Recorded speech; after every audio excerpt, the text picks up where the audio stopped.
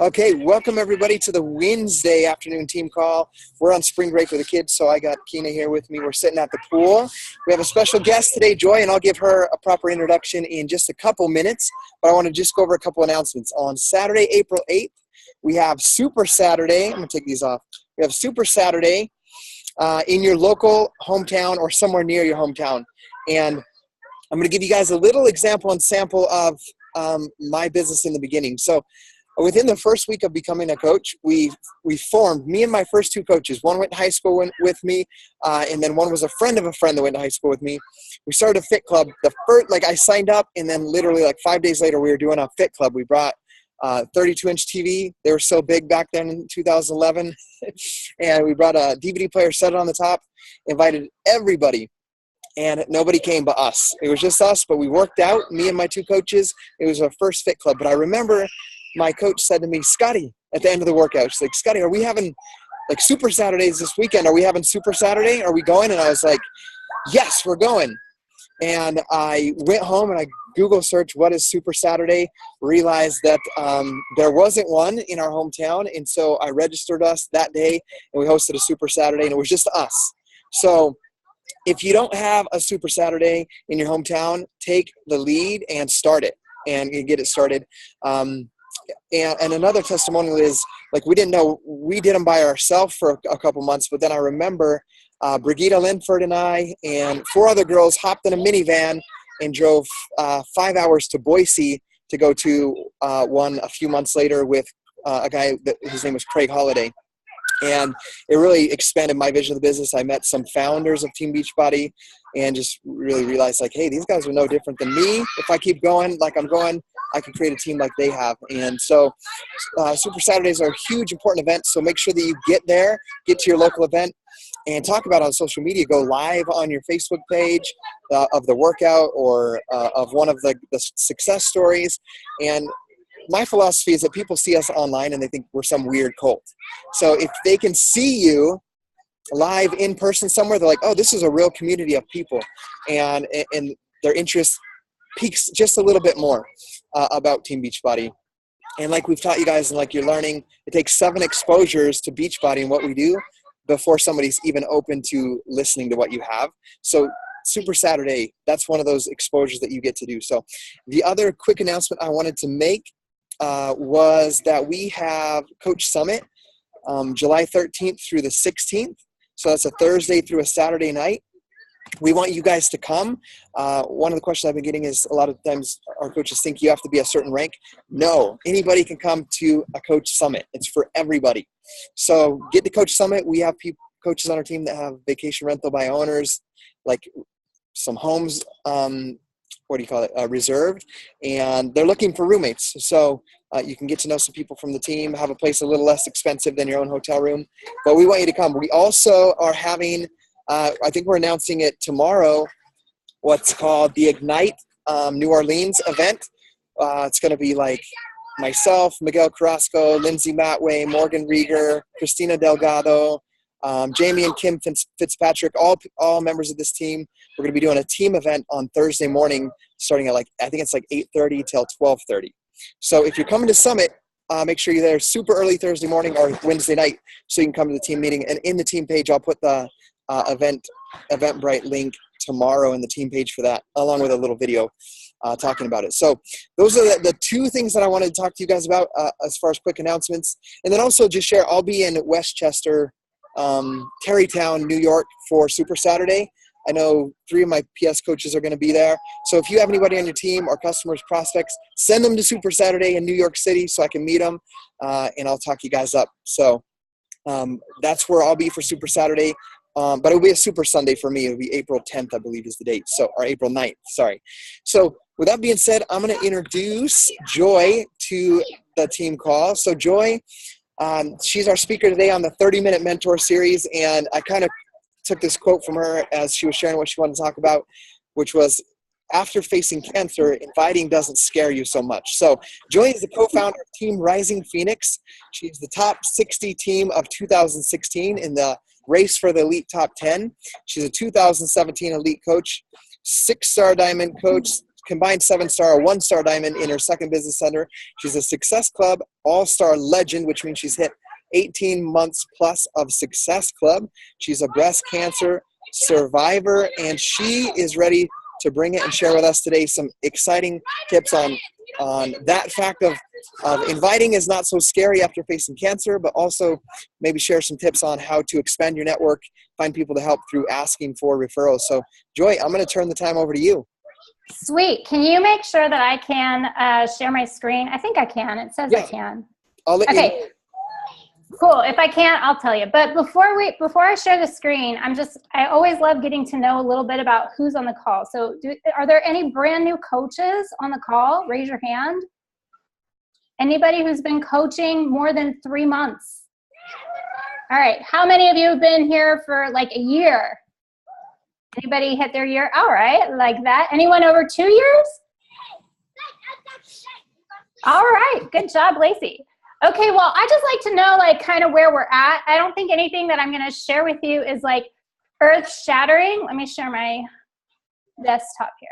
But this is kind of like my area of laser focus, if you will. And so I'm happy to give you all my best practices in hopes that it helps you win, because I really truly believe that together if you win, I win. There's nothing I would like more than to actually see you guys walk across the stage at Summit and celebrate your success. That's one of the things that I really appreciate about the network. And I was actually really like nervous about it because I thought, Beachbody coaches, well, I'll tell you my story in a minute, but I had this kind of like perception that everyone was going to be kind of in it for themselves. And the more success I have in this business, the more pleasantly surprised I am at how generous successful coaches are. They literally will give you everything, all their secret tips, all their content, everything to help you win. There's nobody who is selfish is going to have long-term success. And so just know that I am cheering for you and want to see you guys win. So hopefully you'll have a nugget or two today from our time together. But yes, we are going to talk about expanding your warm market. But before we do that, you should know a little bit about how I became a coach, a little bit about my story. This is my family here. I'm a mom of boys. Even the dogs are boys. So I desperately needed some girl boss friends in my life with this opportunity. But I was that person that said no to coaching for 7 years. Stephanie Richardson had me on her dream list, and I knew she had me on her dream team list. And I was completely prepared for the ask, and I was like a no way Jose kind of girl. My husband and I have been involved in a network marketing opportunity in our early 20s, and I really feel like it was our age, and it was a completely different climate. There's no social media. I mean, we were barely even using email at that point, right? So it just didn't work out for us. It wasn't the right opportunity for us, but I had some leftover baggage from that. And so I was very defensive, and my no served as a means to protect myself from kind of going down and repeating that again. So I was a no way Jose girl for 7 years. She would mail me packets of Shakeology to sample, and I would throw them away, literally. And so I watched Stephanie have success online, and I never really understood exactly what she did, because she would just share these positive things on Facebook, scripture, and it didn't seem, like any big deal, but I kept seeing all of these posts for her recognition, and she'd go to Summit at Vegas, and they were wearing, all these fancy clothes, and I'm like, what on earth is this all about? So really, for 7 years, I just kind of, occasionally would see her success and I would support her, but really I wasn't interested at all, not at all. But then things started to change because my family went through back to back kind of medical whammies. It all started with my youngest, Tyler. He was diagnosed about 6 years ago at this point with a papilledema. Papilledema is a swollen optic nerve. It is not a really great thing for doctors to see. They like to rule out a brain tumor. So when they dilate your eyes and you go, to your eye exam, it really is the window to your soul. If you have a swollen optic nerve, alarms go off and you get MRIs, and we had spinal taps and medication, and nothing would fix it. They thought it was pseudotumor. It's not a brain tumor. And to this day, he's on a wait and watch kind of schedule, but you can imagine the stress that it put on our family to have our child, who was then in elementary school, kind of face this random diagnosis, right? That was making everyone, all the specialists, completely perplexed. Then a year later, you can't make this up, my family is heavily involved in martial arts. All my boys have black belts in American karate. And my husband was testing for his black belt test, but he had a short circuit in his heart. It was a severe atrial flutter episode that rendered him unconscious. He almost died. We had a care flight. We had 3 days in ICU. They did an ablation on his heart, and he's now in the best shape of his life. But you can imagine the stress that put on our family to nearly lose him. And then you can't make it up. A year later, I was diagnosed with breast cancer at the age of 41, no family history. It was extremely close to my chest wall, so we were aggressive in our treatment path. And my oldest, having gone through seeing all 3 of his family members face all of this stuff, like, he then started battling depression and anxiety. And so on the heels of my surgeries, which, praise God, I'm cancer-free. I'll be celebrating 4 years this September. But I probably was self-medicating a little bit with mom's good cooking, right? Like, mom came to take care of me, and she made casseroles, and I did not feel like myself. I felt like an alien in my body. Nothing fit in my closet. And so I felt just, like, gosh, this is 40. And on top of that, I have been working for the past 7 years in a nonprofit organization, which I dearly loved the mission of this organization. And I served them so faithfully, but like, I had maxed out as far as like growth opportunity. And you have to understand, I felt like a racehorse that was trapped at the gates, like never really having the ability to run a race. I felt like I had a lid on my leadership, if you will. And so here I am, I'm like standing in my closet feeling completely depressed. Like, is this it? Like, do all I have to look forward to is like punching the clock and mom jeans? I mean, is this really what like my second half of my life is going to look like? And it was about that time that Stephanie posted a before and after picture. She was involved in the PIO test group, and she had abs. You guys, Stephanie and I used to hang out at Chick-fil-A with our boys and like drive everyone out of the restaurant because like it was so crazy with like boy stuff. But here she was, like, she had the transformation. And that was the one thing, like, I had never seen her have a rockin' transformation with Beachbody until then. And I had done kickboxing prior to being diagnosed with breast cancer and going through all that. And that didn't feel right. So I reached out to her. I found 5 seconds of courage to just say, hey, I don't feel like myself. Like, I feel like I lost my spark. And I don't know what you're doing, but I want to do that with you. So I ordered a challenge pack. She actually sent the wrong link. I ordered like the deluxe pack. It wasn't even a challenge pack. Like, accidentally the wrong link was sent out. And so she messaged me. She's like, oh my gosh, you don't have the Shakeology. Well, at that point, like, back to back to back to back, medical whammies will make you so humble. You're like, what do I need? I don't care. So I ordered Shakeology on top of the deluxe kit. I did not sign up as a coach.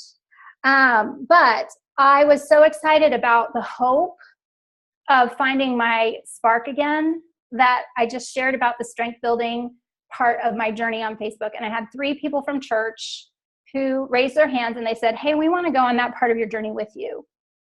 And so Stephanie tricked me because she said, I can collect the referral money from these 3 people, or you can. What would you like to do? Well, at that point, we have so much medical debt, right? It's like $140 would be really a blessing. So I signed up just to recapture some of the investment from my initial purchase. I had no intention of coaching, but I got plugged into a challenge group. And you know what? I had friends with me. And so instantly there was this sense of being responsible for their journey too. Like, my commitment level went way up because I started my journey having other people in it with me. And so I felt like I wasn't just doing it for myself. I was showing them that they could, if I could do it after going through all the crap that I went through, I knew they could do it too. And so that's how I got started. And literally after the first week, Anna and I sat down and we were like, this is the craziest thing, but like, what if coaching is really meant to serve a purpose for all the mess that we've just been going through? Like, what if we could just help one mom love how they feel in their clothes or what they see in the mirror? Like, that would lead to a stronger marriage. That could lead to a new legacy of health for their kids. That will change the way that they interact in the world. They'll have more confidence. Like, if we could help one person, what if I could help women reduce their breast cancer risk? Because exercise alone reduces risk by like 12%. And so we started this journey. And I made the decision, when I made the decision to actually coach, I told Andrew, like, what if I give it my all and best effort for a year? And he's like, sure, we can reevaluate. 6 months in, we know it was the biggest blessing, and we have not turned back since. But I will tell you that decision to go all in, it was all in. Like, I was like, okay, I will go into every training I can get into. Push group, yes. Like, I was going to become a yes girl. I knew Stephanie had success. And so therefore, whatever Stephanie told me I needed to do, the next step, I was just going to say yes. She told me I needed to invite 3 people. Okay, I'll invite 3 people today. She told me I needed to get into this Push to Diamond group. I have no idea what Diamond is. I got in the group.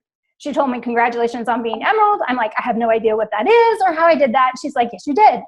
You know what you did. I'm like, I don't. What does that mean? So I failed forward. I followed successful coaches and I emulated what they did. I didn't copy, I emulated. There's a big difference. But even Beethoven copied composers before he found his unique style of composition. So it's okay to do that until you find your own voice. Just don't copy verbatim. All right, here, let's dive into some good stuff. Warning, this takes work and you are designed to quit. That's awesome, right? Like, I want to make no, mistake about it. Like, this takes a lot of work, you guys, but it's worth it. And you actually are designed to quit. All right. You're like, well, that's very encouraging, Joy. Well, it's true because you have a part of your brain. It's called the amygdala. Seth Godin calls it your lizard brain. Every single animal has an amygdala. It is responsible for that fight or flight that you feel when you're scared. The amygdala, its sole purpose is to keep you safe. And I'm telling you this for a reason, because what I'm going to tell you to do is get out of your comfort zone. And some of you are going to be so strapped by fear that you don't want to do it. So I have to tell you, the lizard brain, basically, it's solely responsible for fight or flight, as Seth so eloquently puts it. The idea of the lizard brain is this: it's hungry, it's scared, it's selfish, it's horny, and that's its job. That's all it does. It loves to keep you safe. So the amygdala, your lizard brain, loves the traditional 9-to-5 job, loves it, because there's no threat of you becoming homeless. You can't really, if you show up and do your job, you're going to collect a paycheck, you're going to be able to support your house, you're going to have a roof over your head, you're not going to be homeless. And so the amygdala is going to sabotage you at every opportunity it can. Every time you feel fear not to send that invite, it's your amygdala. It's the prehistoric part of your brain that is trying to keep you in the fetal position in the corner of the room. Now, the good news is, once you know that it is this very small little part of your brain that's trying to sabotage you, you can tell it to shut up. You can kick it out and kick fear to the curb. And the truth of the matter is, this is a great book, by the way, I just finished, called Crash the Chatterbox. But you will either kick fear out of your heart, or it's going to keep you out of the places that God has prepared for you. So I want to set that foundation before we dive into the how-tos, because you are going to come across a lot of fear in this business. We all do. I'm sure Scotty does too. But anytime you do something new, it feels a little bit scary. But what you'll find is that with enough action, you can turn fear off with massive action. So I don't want you to become a collector of information today. I want you to become a doer of information today. So that's the only promise I ask of you, is that you solemnly swear, I will take this information, I will implement it as best as I can for me. I'm not going to just collect it and store it away for the winter. And the good news is that the fact that it's hard work is actually super encouraging, because it doesn't require a special degree. You don't have to be a fitness expert. You don't have to be a nutritionist. You don't have to be like someone who's savvy in social media even. If hard work is the only determining factor of success, guess what? Anyone can work hard. That means you can have success too. It's just determined on your effort and your determination and your grit. You know, that stick-to-itness when things get hard, that is the secret sauce. I could tell you all the how-tos in the world, but if you don't have grit to actually say, I'm going to be here 10 years from now, it doesn't matter. So make the decision today that, one, you can work hard. You can figure stuff out. You're smart. And then two, you can turn off the fear with massive action. You actually have to work your way through it. All right, I want to tell you a story. Anyone been to Maui? Yeah, this is my favorite place. Have you been to Warren and Annabelle's? Anybody? Okay, so in Maui, Andrew and I took a family vacation years ago, and we went to this magic show in Lahaina, I think. Is that the downtown area of anyone remember? Anyway, yes, I think I got it right. So this magic show, it was all sleight of hand. It's Warren and Annabelle's. And Annabelle is a ghost who plays the piano, and Warren is the magician. And you go in during happy hour, and you enjoy cocktails and food, and the ghost will take requests and play anything on the piano. And then you go into this small, very intimate theater, like you can see everything. And Warren delivers this incredible magic show that just blows your mind. And you have the best night of your life. And you're like, this place is in Maui. Like, there's nobody around here. You would think it's in like Vegas, but no, it's like in Maui. And at the very end of the show, Warren gets up there and he says to everyone, I got to tell you, like, this has been a great night. Thank you so much. Blah, blah, blah. We don't advertise. We don't advertise. We only have people come to our show through word of mouth. And so whatever you can do to spread the word, thank you. He's like, this is my dream. I'm going to be here 10 years from now. Like, this is it. This is where I'm landing. And we would be so overjoyed to, create an incredible experience for your friends and family down the road. Now, of course we were Uber fans, and we felt like we were a part of his business plan, honestly. So anytime anyone goes to Maui, guess what Andrew and I do? We tell them about Warren and Annabelle's. Would we have done that had he not told us to do it? I'm not so sure. But he made a very specific point to recruit us as advocates for his show, and we gladly participate. Let me tell you and remind you, if you haven't figured it out already, you are in the lead generation business. We are in relationship building business, but ultimately, like, if you want to have a long-term sustaining business, like, you got to find more people to help, right? And build a relationship with. You've got to, at some point, move outside your warm market. And you can't just pray for it. You can't beg for it either, right? Like, you could go to your friends if you're a brand new coach, and you could say, like, I'm starting this business and please send me all your friends. That's probably not going to work. Why? Because you didn't deliver anything of value. So why would they give you business off the front if you aren't delivering something worth recommending? So it doesn't work that way. Now, there are two ways that I know of to get referrals. And I use both. You should know I run ads on Facebook now. But ads do take time and money. They take a lot of trial and error, usually some specific, like, specialized training. Like, I've invested in, some courses or whatever to expand my knowledge base. And it's kind of like, for me at least, this is my words, not anyone else's, like, it feels like a shotgun approach.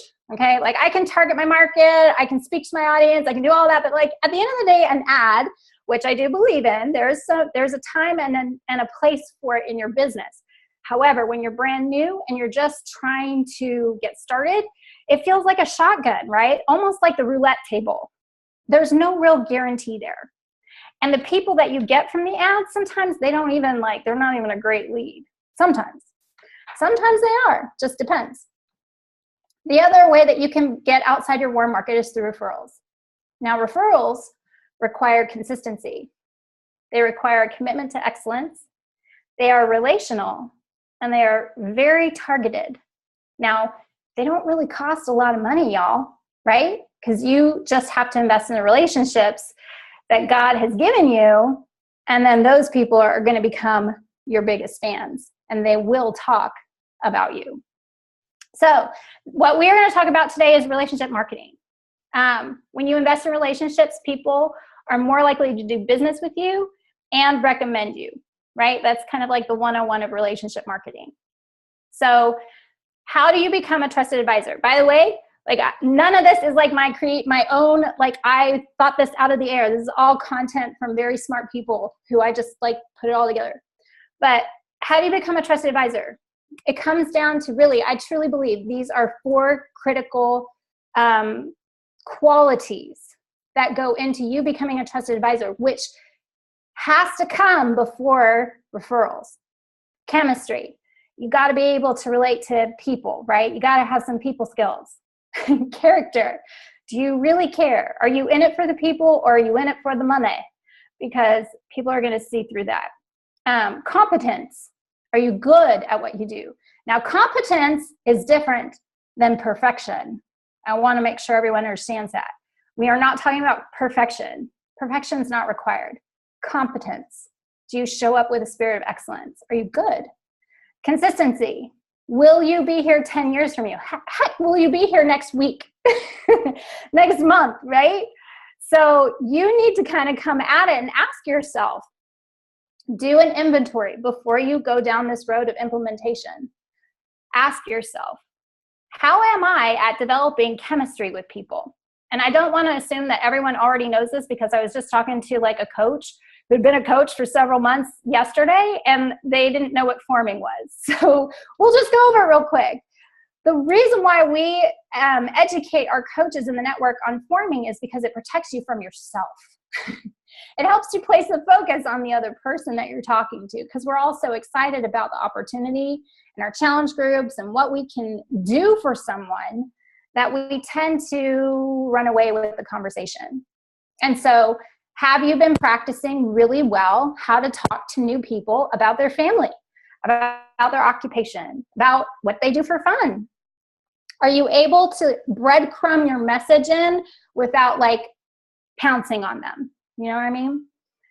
When you form people the correct way, you're going to find common ground. And that's the real purpose for forming. It's not a checklist. It's not like, oh, okay, you have 2 kids and, you know, it's not that you're trying to like create a list. You're trying to identify things that you can relate to, that you can say, man, I do this, or like we both have this in common, and you can relate. And that's how a relationship is formed.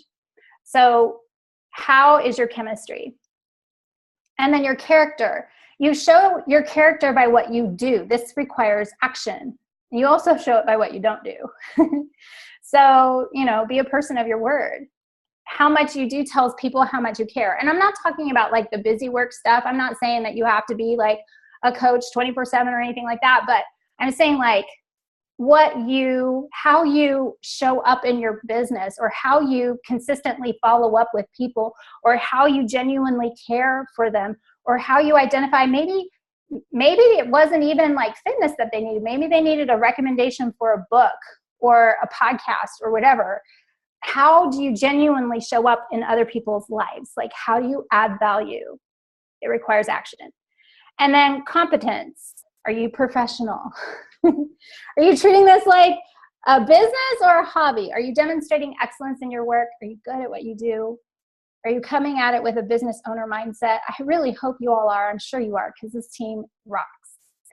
Competence is so much different than expertise. You don't have to have it all figured out in order to show up with your A game. And your A game genuinely is the heart of an encourager. Like if you can just show up and tell someone, good job, find a way to make their day by saying hello, by seeing who they are and reminding them that they are worthy and capable and loved and that they have a hope for a future.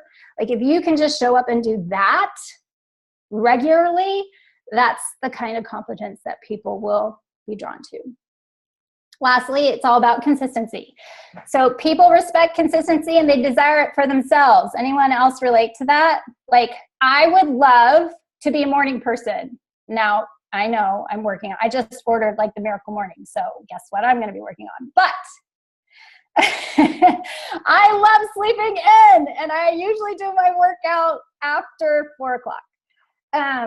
But I would love to be consistently a morning person because I feel so much better about it. When I see people who are a morning person and they can get up and rock their workout at 5 a.m., I have a longing to have that character or that quality about what they're doing for myself. And so the thing about consistency that's so important, and it's why Success Club is such a critical thing that we just keep drilling over and over and over again. Success Club shows consistency, and consistency builds trust.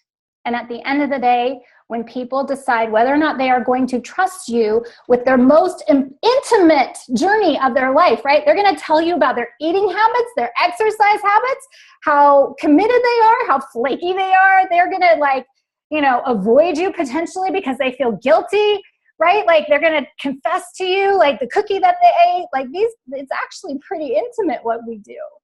And so you got to build that trust. They got to know that you're going to be there. So just make the decision one time. Basically, if you want to build some rockin' referrals, it starts with you. It really does. And that's so important. I can tell you all the how-tos of how to get more friends and, get referrals from the people who have taken a step with you. But I really want you to understand that it starts with your commitment to your business and your approach and your mindset. And then the referrals will come. People will see that excellence in you. And, there are so many coaches who don't take it seriously. But guess what? Not you. You're going to shine. So you can't control other people, but you can control your own effort. And that's really, at the end of the day, everything you need. Every single coach that you see being recognized is still in phase 1 to a great degree. We still do the basics. There's no secret sauce. I used to wonder, what is Lauren Duke doing to get Success Club 30 every month? Somebody tell me, right? Guess what? She is talking to a lot of people. She is connecting. She's doing the vitals. There is no secret sauce. You know why? Because now people are asking me what I'm doing. I'm like, I swear to you, I'm telling you everything I'm doing. I'm inviting just like you. I just happen to do more of it. So you guys can control your effort in this business. Okay. We all have been talking about the vital process. How much time do we have? Are we okay? Okay, we're good. Here's the thing. In the vital process where we go from newbie to participant to enthusiast to advocate, the participant, the enthusiast, and the advocate have the most potential to expand your warm market referrals. Does that make sense? But often we kind of overlook them because we're so focused on the coach. So what I want you to understand is that it's okay for your participant to take a month or two to move from participant to advocate. We can do some things with them to get into their circle of influence that will help build your business and their confidence and move them through those stages. So this is all about making massive deposits relationally and very small withdrawals. Have you ever been a giver, or someone's been a giver to you, they keep depositing things over and over again and they ask for a small favor and you're like, anything. That's the philosophy of referrals. There are 3 referral strategies that I want to just highlight for you. And don't worry, I have a Google Doc that's going to give you all the scripts, so don't worry about it, okay? One is for new challengers, the second is for free groups, and the third is for ongoing referrals. So why do we want to ask new challengers if they know a person or two who might like to get started with them? Because their enthusiasm and hope is at the all-time high. They've had no setbacks. They are super excited about the plan. They love your approach. And Who doesn't want to do something new with friends, right? Misery likes company, but so does hope. But that was like the key ingredient for when I got started. I had 3 friends who said yes, and I felt responsible for them. So I showed up and my commitment level was higher. Guess what? They all quit. I didn't. Why? Because I was invested in them. They hadn't taken that step to invest in other people. It's easier to quit on yourself. It's harder to quit on other people. So ask when you get a brand new challenger. This is like a new strategy that I'm like using and I'm pretty excited about it. But like when you get to the end of that invite process, instead of just, handling it as a transaction and putting them in your group, take it a step further, right? We're going to praise and acknowledge them. We're going to let them know how much you value their business. We're going to communicate how you'd love to help their friends and ask if they can think of anyone else who would benefit from this group. And we'll request an easy introduction. It can go something like this. Hey, Mary, I'm super excited to get started with you on our upcoming group. I know you're going to do great. I found that people get even better results if they have a friend or 2 joining them in the challenge. We still some room in the group. Can you think of anyone who might want to join the group with you? Super easy. And if they do, say, awesome, can you do me a quick favor and introduce me in a group text, message, or email, whatever's easiest, and I'll get them the information. Super easy. A warm lead is always going to be a better lead for you than a cold one. So anything you can do to get into their circle of influence will be better than the cold lead you get from the like page. Why? Because a trusted friend is recommending you. Okay, free groups. So just a word on this, like generosity kills entitlement. And we have our hands on an enormous opportunity with a lot of income potential. I had a friend, his name's Chris Lemma. He does a lot of tech consulting. But years ago when I was in children's ministry, I had a small little blog. It was on Blogspot. And, he was at a conference and he read it. And he's like, I could help you make that blog look better. I was like, okay. Well, he invested hours, not just like in recreating my blog, but like in consulting me on business practices and getting me to think different and my branding and all this stuff. And I mean, before I knew it, he was investing like literally the equal of thousands of dollars in me. And I was like, why are you doing this? Because I could never afford this. He's like, well, doing a lot of free stuff keeps me from feeling entitled. It's just the value that I've integrated. Like I make a really good living. And so I find people who I like and I help them and it helps me keep grounded. Pretty simple concept, right? But that's what free groups are for me. So this is what I do with all my free groups, okay? Especially at the beginning, last like the first year to year and a half to 2 years. I do a call to action. So either on my like page, so this is an example, I'm doing a video, that's an awesome screenshot, right? I look so awesome. And I have the link. I don't ask anybody to fill out an application. I make it super simple. Yes, there are coaches who jump into my group, even as annoying as that is. Yes, there are other customers who are working with other coaches who jump in my group, but I always tell them to go back and please honor the hard work that their coach is doing by going back to them. But that stuff just happens, right? You can't really avoid it no matter how hard you try. But if you remove all the barriers for people to connect with you, they're going to be more likely to jump in. I used to make them jump through hoops and create an account and all that stuff. And I've just kind of taken all that away to make it accessible. Here's one that was on just my personal page. But when I post, what I do is I reach out to people who I have at least invested in at some level. Maybe they've attended a free group of mine in the past.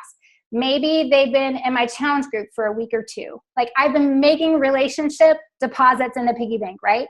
So for those people that I feel like I've added enough value to their life that I can like make a small withdrawal, I will literally message them privately.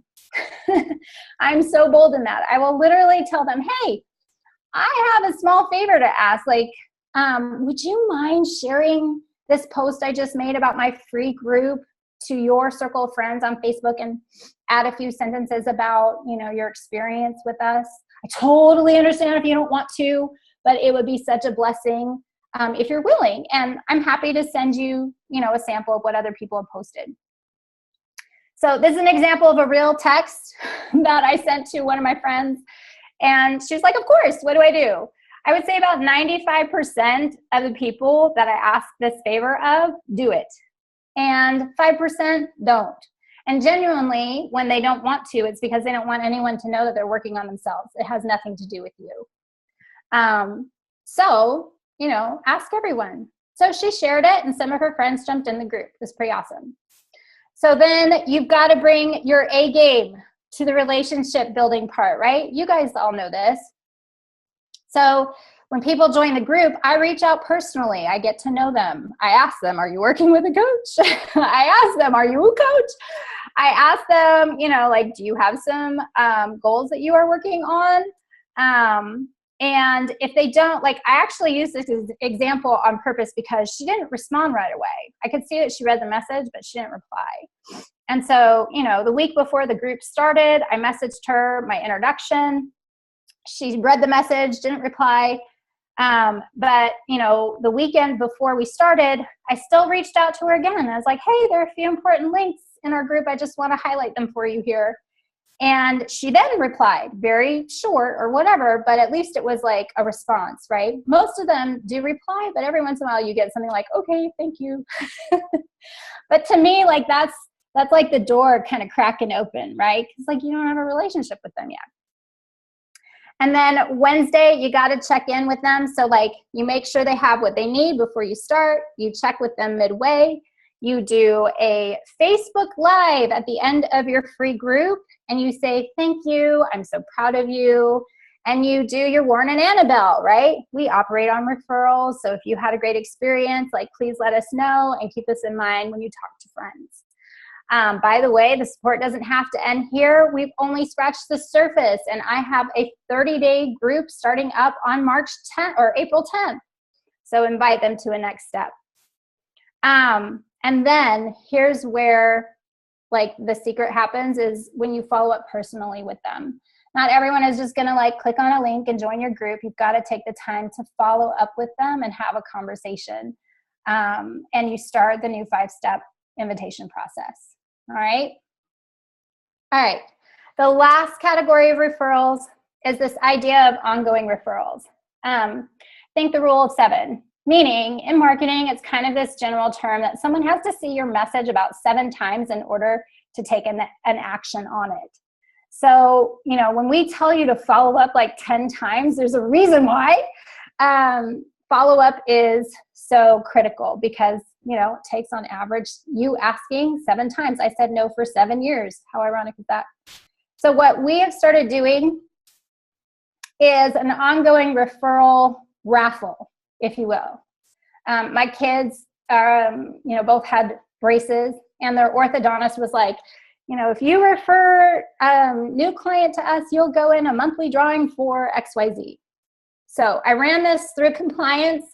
It's just super hypercritical that if you do something like this, you have to include that little verbiage down at the end. It's a disclaimer that says new coach enrollments are not eligible for this offer. That's super, super important.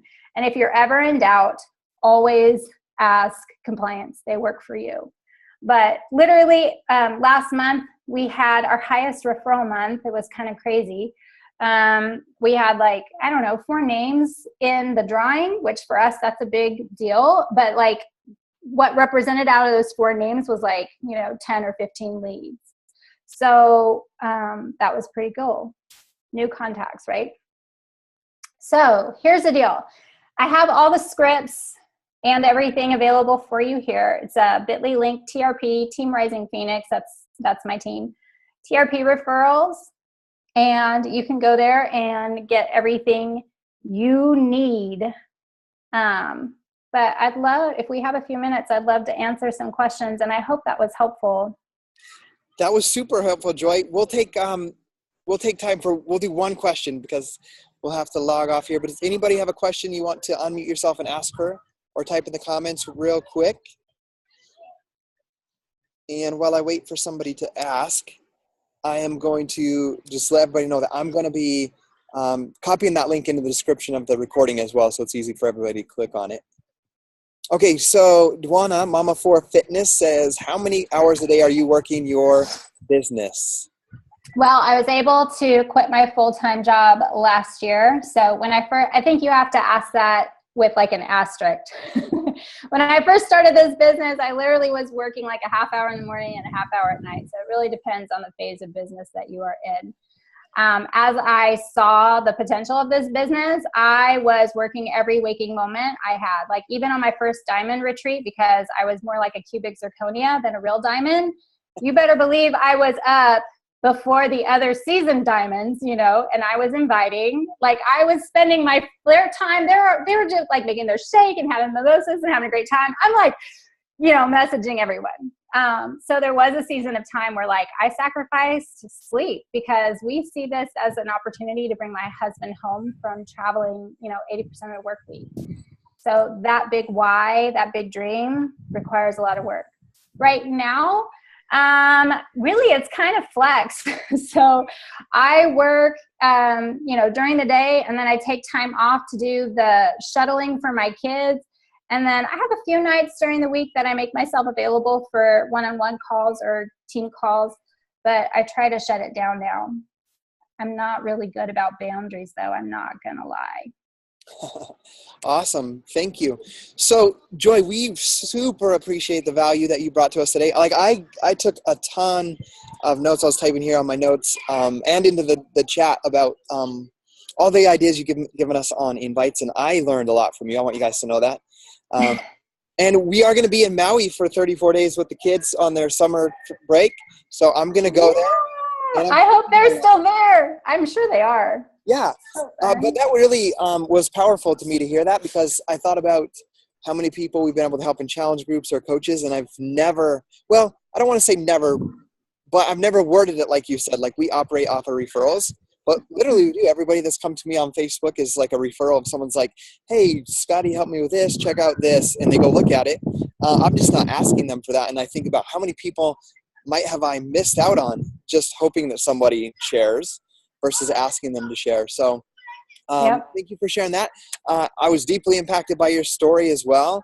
I learned so much from that. Even just hearing, like when you said that it took you 7 years to join, I was like, I haven't even been a coach for 6 years.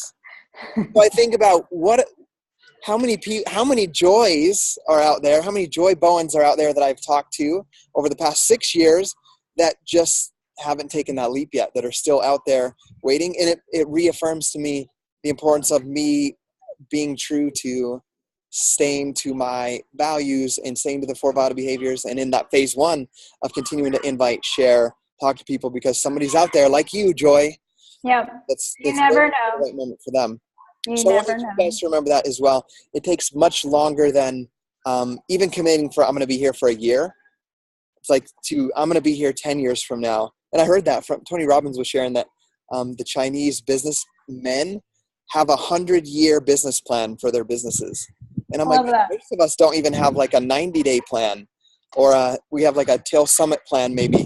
So it's so important that you're a big picture thinker like that. And Joy, I think you showed that to us also in everything you taught about referrals, of being a person of your word, staying true to what you do, working in excellence so that people want to share you and your service with other people. So thanks for sharing that with us. We appreciate you guys. You for being on the call for us, your family for letting you spend the time with us for today. And then I just want to announce real quickly, next week's 30-minute mentor call will be with Paola Ramirez. She's a member of our downline. I found her just a couple weeks ago. I should have found her earlier, but she hit Success Club 55 last month. She's like 10 levels deep. But it turns out she was signed up as a discount coach, and our coach quit 3 months after she signed her up.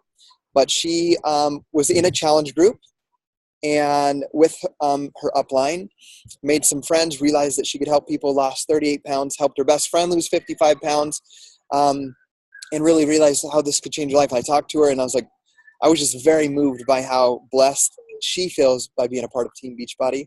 So she's going to share her story on how she's leaving her full-time job as a Beachbody coach, and how she's hitting Success Club every single month, SC10 every month. And so I'm excited for her next week, so make sure you tell your teams. And Joy, this call is recorded. will be on the YouTube channel a little bit later, along with that link that you shared with all your scripts. So thank you for being so generous. We know that you don't benefit any way financially from helping our team and anybody that might watch this on my YouTube channel. But that's what I think is powerful, is that we're all here to help everybody. So thanks again. Absolutely. I appreciate you, Scotty, and all you do. You've helped a lot of people, so keep doing it. And we are grateful once again for you. So we'll see you guys on the next call, and let's go help some people.